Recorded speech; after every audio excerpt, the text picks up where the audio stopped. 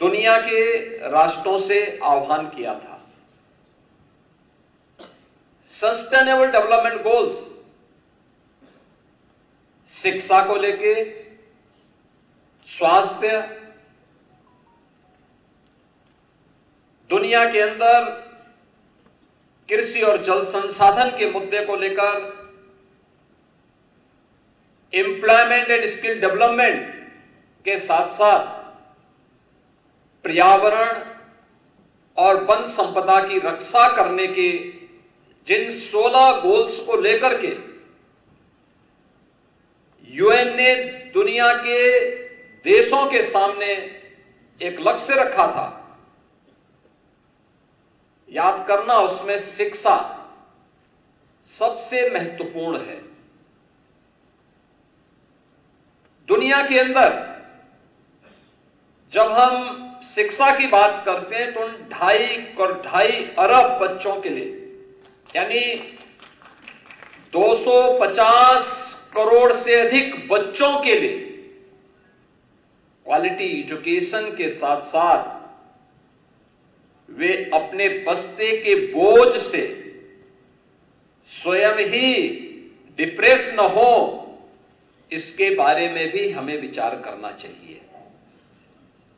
क्योंकि महत्वपूर्ण भाव ये कि शिक्षा किसी भी व्यवस्था का, व्यक्ति हो, समाज हो या राष्ट्र हो, डायलॉग की स्थापना man to man, society to society, country to country, यह स्थापित तभी हो सकती है जब हम उसके बेसिक भाव पर विचार करें।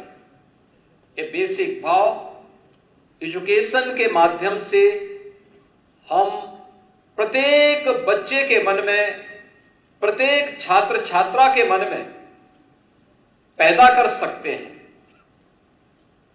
लेकिन आज भी यह एक चुनौती बनी हुई है।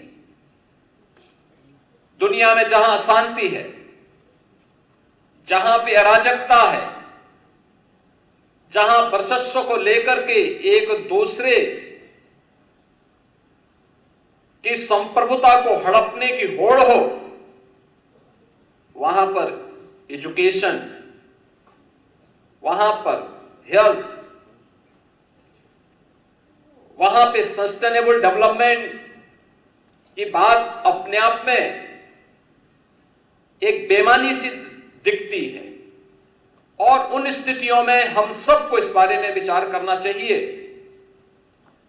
कि कैसे इन समस्याओं के समाधान के लिए हर एक स्तर पर प्रयास किए जाने की आवश्यकता है। हम भी उसमें सहभागी बन सकते हैं। अगर एक संस्था अपने स्तर पर पिछले 25 वर्षों से इस प्रयास को आगे बढ़ाने का प्रयास कर रही है, तो क्यों नहीं अन्य स्तर पर यह प्रयास आगे बढ़ सकता। और मुझे लगता है कि यह एक चुनौती दुनिया के सामने जहां बन चुकी है, हम इस बात को देखते हैं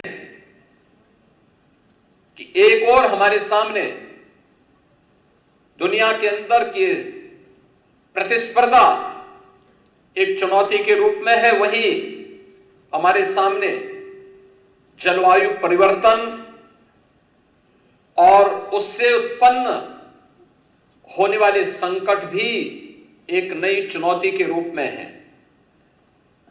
याद करना, हमारे सामने इमर्जिंग टेक्नोलॉजी जीवन को सहज और सरल करने में जहां उपयोगी भूमिका का निर्वहन कर रहे हैं, वहीं इसके द्वारा उत्पन्न वे अभूतपूर्व कानूनी चुनौतियां भी हम सबके सामने खड़ी हुई हैं।